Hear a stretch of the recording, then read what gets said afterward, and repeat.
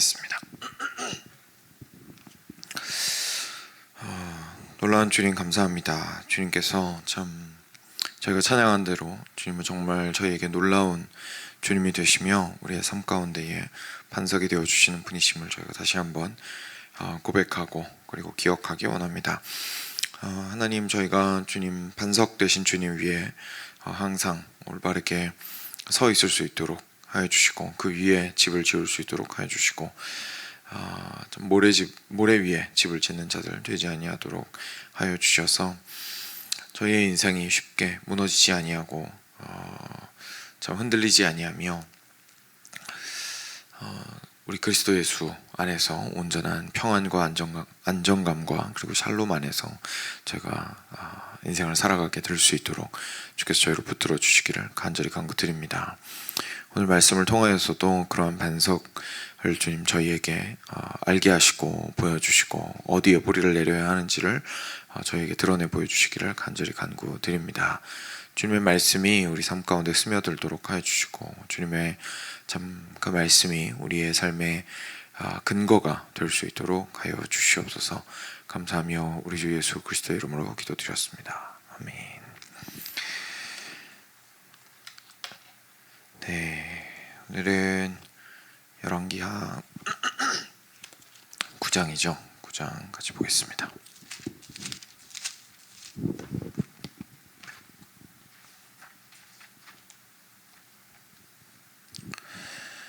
네, 9장 1절부터 13절 같이 교독하겠습니다. 제가 먼저 한 절 읽겠습니다. 선지자 엘리사가 선지자의 제자 중 하나를 불러 이르되 너는 허리를 동이고 이 기름병을 손에 가지고 길르앗 라못으로 가라. 그에 이르거든 nim시의 손자 여호사밧의 아들 예후를 찾아 들어가서 그의 형제 중에서 일어나게 하고 그를 데리고 골방으로 들어가 기름병을 가지고 그의 머리에 부으며 이르기를 여호와의 말씀이 내가 내게 기름을 부어 이스라엘 왕으로 삼노라 하셨느니라 하고 곧 문을 열고 도망하되 지체하지 말지니라 하니 그 청년 곧 그 선지자의 청년이 길르앗 라못으로 가니라. 그가 이르러 보니 군대 장관들이 앉아 있는지라. 소년이 이르되 장관이여 내가 당신에게 할 말이 있나이다. 예후가 이르되 우리 모든 사람 중에 누구에게 하려느냐 하니 이르되 장관이여 당신에게니이다 하는지라. 예후가 일어나 집으로 들어가니 청년이 그의 머리에 기름을 부으며 그에게 이르되 이스라엘 하나님 여호와의 말씀이 내가 내게 기름을 부어 여호와의 백성 곧 이스라엘의 왕으로 삼노니 너는 내 주 아합의 집을 치라. 내가 나의 종 곧 선지자들의 피와 여호와의 종들의 피를 이세벨에게 갚아주리라. 아합의 온 집이 멸망하리니 이스라엘 중에 매인자나 노인자나 아합에게 속한 모든 남자는 내가 다 멸절하되 아합의 집을 느밧의 아들 여로보암의 집과 같게 하며 또 아히야의 아들 바하사의 집과 같게 할지니 이스라엘 지방에서 개들이 이세벨을 먹으리니 그를 장사할 사람이 없으리라 하셨느니라 하고 곧 문을 열고 도망하니라. 예후가 나와서 그의 주인의 신복들에게 이르되 한 사람이 그에게 묻되 평안하냐 그 미친 자가 무슨 까닭으로 그대에게 왔더냐. 대답하되 그대들이 그 사람과 그가 말한 것을 알리라 하더라. 무리가 이르되 당치 아니한 말이라 청하건대 그대는 우리에게 이르라 하니 대답하되 그가 이리이리 내게 말하여 이르기를 여호와의 말씀이 내가 내게 기름을 부어 이스라엘 왕으로 삼는다 하셨다 하더라 하는지라. 함께 읽겠습니다. 무리가 각각 자기의 옷을 급히 가져다가 섬돌 위 곧 예후의 밑에 깔고 나팔을 불며 이르되 예후는 왕이라 하니라. 아멘. 네, 이제 엘리야가 엘리사한테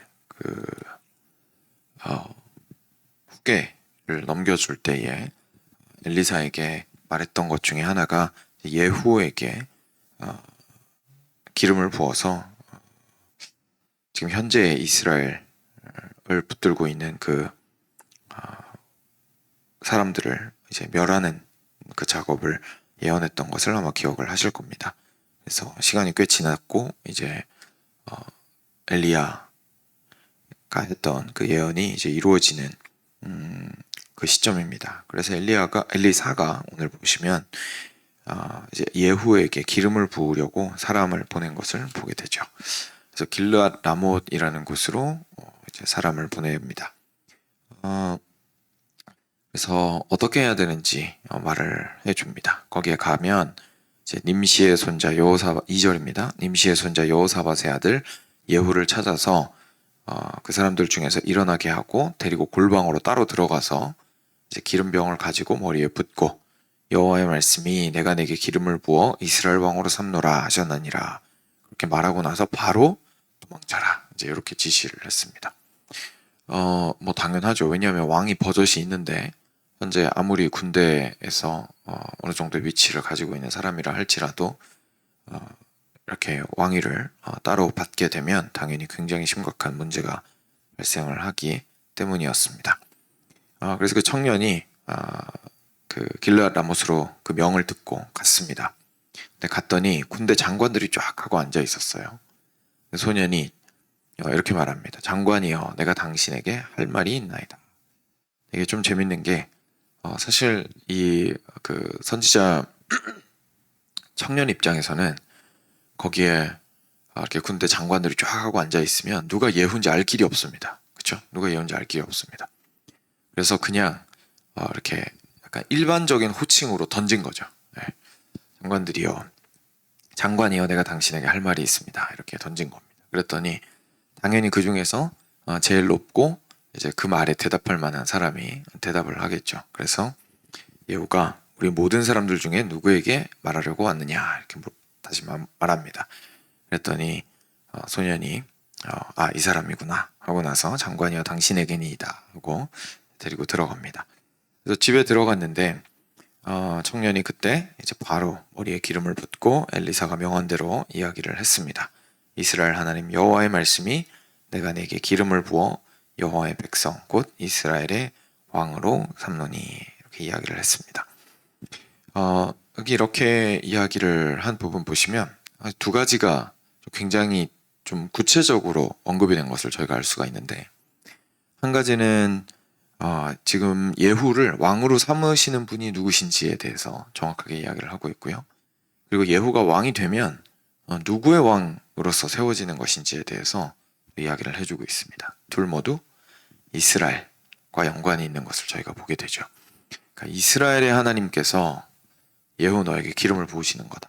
너를 지금 왕으로 삼으시는 거다. 그리고 그 이스라엘을 위해서 네가 왕이 된 거니까 이스라엘 문제를 해결을 해야 된다라는 것을 이야기를 해 주었습니다.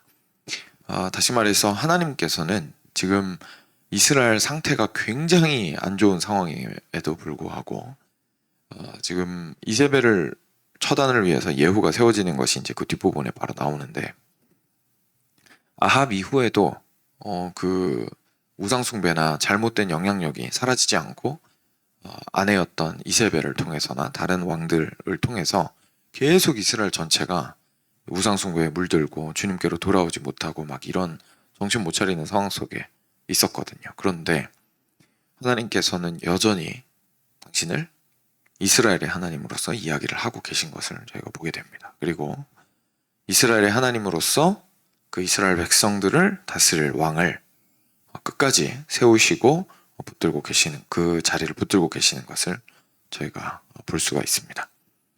그래서 그것을 이제 예후한테 정확하게 설명을 하고 그리고 기름을 붓게 되었습니다. 그리고 나서 이제 하나님께서 주신 말씀을 이야기를 하죠. 7절부터 내 주 아합의 집을 치라.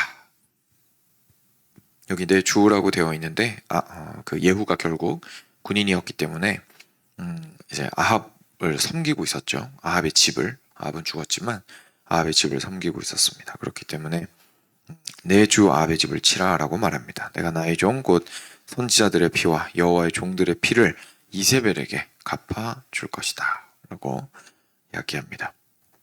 그리고 아합 온 집이 그래서 결국 결론적으로 멸망을 하게 될 것이고, 이스라엘 중에서 매인자나 노인자나 그러니까 종이나 아니면 주인이나 아합에게 속한 모든 남자는 내가 다 멸절해버리겠다라고 굉장히 강력하게 심판의 메시지를 주셨습니다.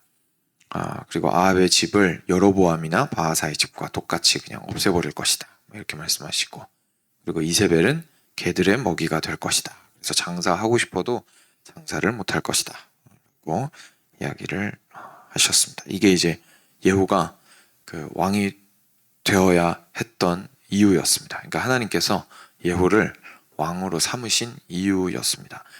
기존에 있었던 아합의 집을 이렇게 처단을 하시고 깨끗하게 하시고 그리고 다시금 세우기 위해서 예후를 세우셨던 것이죠.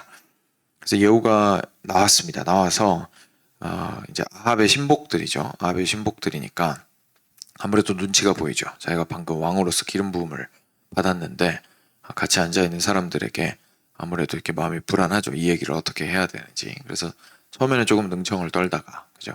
그래서 무슨 얘기를 하더냐. 좀, 그러니까 젊은 애가 와가지고 이게 장관이 어디 있습니까? 뭐 이런 식으로 물어보고 갑자기 뒤에 가서 좀 속닥거리다 나오고 이러니까 이제 정신 나간 놈 아닌가? 뭐 이렇게밖에 생각이 안 되죠. 그래서 정신 나간 놈이 와서 너한테 뭐라 그러더냐? 이제 물어보니까 예후가 뭐 다 아는 얘기인데 뭐 이러면서 이제 어물쩡거리면서 얘기를 하다가 이 사람들이 들을 만한 자세가 돼 있는 것 같다고 판단이 되어서 예후가 이제 정확하게 얘기를 합니다. 사실 이러저러해서 내가 방금 이스라엘의 왕으로서 이렇게 하나님의 기름 부음을 받았다. 그랬더니 이제 놀랍게도 거기 있던 다른 장관들이 인정을 하죠. 그리고 예후를 왕으로서 인정을 하게 됩니다. 뭐 아직 실제로 뭐 왕권을 쥔 것은 아니지만 하나님께서 왕으로 삼으셨다는 사실 자체가 권위가 주어진 것이죠. 그렇기 때문에 이제는 그 권위를 가지고 이제 실제 왕으로서의 힘과 권세를 취하는 작업들이 일어나게 될 것이었습니다. 그게 이제 오늘까지의 그 방금 읽었던 오늘 본문에 속한 부분의 이야기였습니다. 오늘 그 이야기를 통해서 약간 양쪽 방향에서 좀 생각을 해볼 수 있을 것 같은데요. 하나는 그 하나님께서 당신의 역사를 이끌어 가시는 조금 큰 측면에서 저희가 생각을 해볼 수 있을 것 같고요. 두 번째로는 좀 저희 개인적인 삶에 적용을 해볼 수 있을 것 같습니다. 근데 먼저 좀 하나님께서 이 역사를 이끌어 가시는 부분을 가지고 저희가 생각을 좀 해보기를 원합니다. 하나님께서는 그 예후를 이스라엘의 하나님으로서 여전히 포기하지 않으시고 이스라엘의 왕으로서 예후를 삼으셨던 것을 저희가 일단 확인할 수가 있습니다. 그리고 나서 하나님께서 사실 이렇게 오랫동안 아합의 집에 영향력이 지속되고 있으면 이스라엘 백성 입장에서는 그냥 이게 현실인가 보다 이러고 당연히 살아갈 수밖에 없거든요. 그죠? 굉장히 오랜 시간 동안 그 세월이 흘렀기 때문에 거의 이렇게 그 아합 시대에 아이가 만약에 낳았다면 그 아이가 이제 커서 장성해서 어른이 되었던 시기이기 때문에 이제는 사실 그냥 이게 내가 살아가는 세상 전부라고 느껴질 수밖에 없는 그런 이스라엘의 문화 속에서 컸을 겁니다. 그러니까 이스라엘 전체가 이미 완전히 거의 판이 뒤집혔다고 봐도 과언이 아니겠죠. 근데 하나님께서는 여전히 그런 이스라엘을 향해서 구원하고자 하시는 강력한 의지가 있으시다는 사실을 일단 오늘 말씀을 통해서 저희가 보게 됩니다. 그래서 하나님께서는 그 죄악되고 하나님을 반역하고 그리고 우상이 하나님보다 더 높아지고 그 땅에 하나님의 백성들이 주인을 갈아치우고 하는 그것들을 지금 자기들 생각에는 성공적으로 이루어서 평탄하게 살고 있다고 생각이 될지라도 하나님께서는 반드시 당신의 백성을 되찾으시고 당신의 구원의 계획대로 그 시간들을 이끌어 가신다라는 것을 오늘 말씀이 명확하게 보여주고 있습니다. 그래서 그것을 우리 삶 가운데에서도 결국은 보게 되는 것 같습니다. 우리 삶 속에서도 하나님께서는 사실 당신의 왕되심을 포기하지 않으십니다. 근데 우리는 개인적으로 이제 발생하는 일에 이제 아무래도 뭐 고점도 있고 저점도 있고 업도 있고 다운도 있고 뭐 그러다 보니까 이제 어려운 상황이 되면 하나님께서 다스리지 않는 것처럼 생각할 수가 있겠지만 그것이 아니라 하나님께서는 여전히 계속해서 나의 삶을 붙들고 계심을 저희가 오늘 말씀을 통해서 확인을 할 수가 있습니다. 그래서 전체적인 의미에서나 저희 개인적인 삶의 의미에서나 하나님께서는 여전히 왕으로서 우리의 삶을 붙들고 계심을 보여주고 있는데요. 근데 오늘 예후를 새롭게 세우신 걸 통해서 저희가 또 하나 깨닫게 됩니다. 뭐냐면 하나님께서는 하나님 외에 다른 주인이 하나님의 자리에 앉아 있는 것을 절대로 그냥 내버려 두지 않으시고 반드시 뒤엎으신다라는 사실을 저희가 발견하게 되는 거죠. 하나님께서 전체적인 이스라엘의 역사 속에서도 이 왕들을 남유다 같은 경우에는 다윗의 계보를 유지하는 것이 실제로 중요했기 때문에 웬만하면 이제 다윗의 계보를 계속 유지를 하셨는데, 북이스라엘 같은 경우에는 이미 그 혈통으로서의 정당성은 처음 시작부터 잃어버린 상태로 시작을 했었습니다. 그렇죠? 다윗이랑 무관한 사람이 그 왕을 했었기 때문에, 여로보암처럼. 그래서 그 이후에는 계속해서 결국 정결케 하는 작업들을 따로 하셨어야 했는데 그 작업들을 포기하지 않으시는 하나님을 보게 됩니다. 그리고 오늘도 보면 예후를 세우신 것이 굉장히 특별하죠. 왜냐하면 예후한테 뭐라고 하셨냐면 너의 주 아합의 집을 무너뜨리라고 하셨습니다. 그러니까 지금 현재 주인으로 삼고 있는 자를 반역을 해서 뒤집어 엎으란 얘기입니다. 왜냐하면 그가 진정한 주인이 아니기 때문이죠. 그가 진정한 주인이 아니기 때문이죠. 동일한 작업을 하나님께서는 우리 개인의 삶 가운데서도 사실 하십니다. 우리가 주인으로서 하나님 외에 다른 것을 섬기고 있을 때에 우리가 하나님의 참 백성이라면 하나님은 우리를 포기하실 생각이 없습니다. 그냥저냥 우리가 원하는 대로 살도록 두시고 마지막에 우리를 품에 안아주시기보다는 계속해서 우리를 정결하게 하는 일, 그리고 주인이 누구인지를 확인하는 일을 해나가십니다. 삶 속에서. 그래서 그리스도인으로서 살아가는 삶이 평온하지 않을 가능성이 굉장히 많이 있는 거죠. 삶 속에서 불쑥불쑥 예후가 튀어나올 때가 있는 겁니다. 그래서 내 삶을 위협하고 삶이 막 뒤집어지게 만드는 겁니다. 그럼 이제 우리 입장에서는 굉장히 당혹스럽습니다. 왜냐하면 지난 10년, 20년을 사실상 주인이라고 생각도 안 했지만, 지금 내가 섬기고 있는 걸 주인이라고 생각도 안 했지만, 내가 조금 의지하고 있는 그거 가지고 내 인생이 그렇게까지 하나님 앞에서 잘못했다는 생각을 한 적이 없는데 갑자기 훅 하고 이게 뒤집어지는 것 같은 것들을 경험을 하게 되면 굉장히 당혹스러울 수밖에 없고, 저희가 그때에 내가 잘못된 주인을 섬기고 있었구나 라고 생각하기보다는 하나님 왜 이러시지 나한테? 이런 생각을 먼저 하게 되기가 굉장히 쉽습니다. 근데 오늘 말씀을 통해서 보게 되면 하나님께서는 사실 당신의 백성을 정말 딱 뒤집으실 때는 주인을 새롭게 하라고 그렇게 뒤집으시는 것임을 저희가 좀 발견하게 되는 것이죠.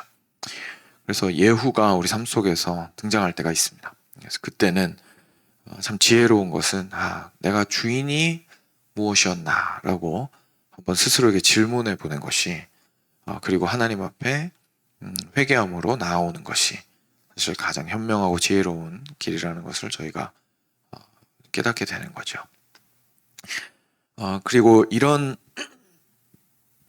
일을 실제로 하나님 나라의 차원에서, 굉장히 큰 차원에서, 그리고 동시에 우리 개인의 삶 차원에서 동시에 이 모든 것들을 이루시기 위해서 오신 분이 바로 예수님이십니다. 예후도 사실 그렇게 하나님을 잘 따른 사람은 아니었습니다. 끄트머리까지 가서 보시면. 그래서 예후가 결국 이스라엘을 위해서 할 수 있는 일에도 한계가 있었습니다. 아합과 이세벨이 죽고 나면 하나님을 잘 따를 것 같았겠지만 그렇지 않았죠. 죄인이었던 이스라엘 백성들은 그 악랄하고 그리고 우상숭배하는 지도자 아래에서 정신 못 차리고 우상숭배를 하긴 했지만 그 사람이 없어졌다고 해서 그 영향력이 바로 사라진 것은 아니었습니다. 그래서 예수님이 필요하죠. 우리의 삶 속에서는. 우리 예수님께서 오셔서 우리를 용서하시는 것도 맞고, 우리를 품어주시는 것도 맞고, 우리와 함께 하시는 것도 맞고, 저희가 우리의 마음에 격려를 받고 따뜻하게 주님과 함께 동행하는 삶을 산다라는 것에 위로를 받을 수 있는 것도 다 맞는 말이지만, 예수님께서 실제로 가장 중요하게 하기 원하시는 것은 회개하라 천국이 가까이 왔느니라 라는 그 말씀이었습니다. 무슨 말이냐면 오늘 말씀에 따르면 뒤집어라 내가 예후다 주인이 누군지 알아라 라는 말씀입니다. 회개하라, 뒤집으란 얘기죠. 뒤집으라. 천국이 가까이 왔느니라. 너의 나라가 아니라 하나님의 나라가 가까이 왔느니라. 그러니 주인이 누구인지 알아라. 너네가 옛날에 봤던 그 예후보다 더 확실한 예후가 지금 왔다 라고 예수님이 사실 말씀을 하신 겁니다. 그래서 예수님께서 이 땅 가운데 오셔서 선포하셨던 복음은 저희를 내버려 두지 않습니다. 뒤집습니다. 그리고 저희의 개인의 삶 속에 들어오셔서도 내버려 두지 않으십니다. 그래서 예수님에 대한 이야기를 알고 있는데 그냥 별일이 없다, 평탄하다, 내가 별로 그렇게 마음에 큰 문제가 없다라는 건 결국 둘 중에 하나입니다. 내가 온전히 주님을 주인으로 모시는 삶을 살고 있든지, 반대로 내가 사실 주님을 주인으로 삼아야 한다는 생각을 전혀 하지 못하고 있든지, 그래서 마음이 평온한 거죠. 나는 뭐 잘 살고 있는데, 이렇게 되는 겁니다.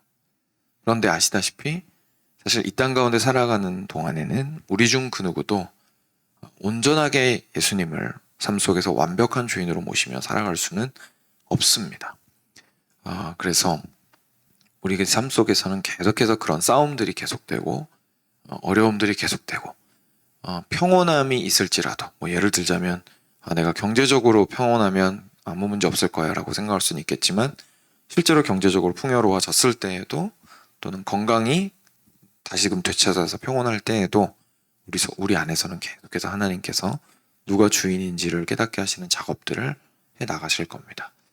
이유는 하나입니다. 하나님이 우리한테 우리가 누구 백성인지 알려주시는 겁니다. 그래서 사실은 굉장히 감사한 것이죠. 사랑하는 여러분, 그래서 혹시나 삶 가운데에서 우리 예수님께서 우리에게 하시는 말씀이 있다면, 예수님을 통하여서 우리가 정말 이 부분은 좀 덮고 넘어가고 싶었지만 하나님께서는 뒤집으려고 하시는 거였구나 라는 것을 좀 생각하시는 것들이 있으시다면 주님 앞에 그리스도의 이름으로 함께 나왔으면 좋겠습니다. 거기서 뒤집히는 것이 가장 안전합니다. 주님 바깥에서 뒤집히는 건 결국 죽음의 길이 되는 거죠. 그래서 주님 안에서 뒤집히는 것이 오히려 안전하고 사는 길임을 저희가 기억하기를 원합니다. 같이 기도하겠습니다.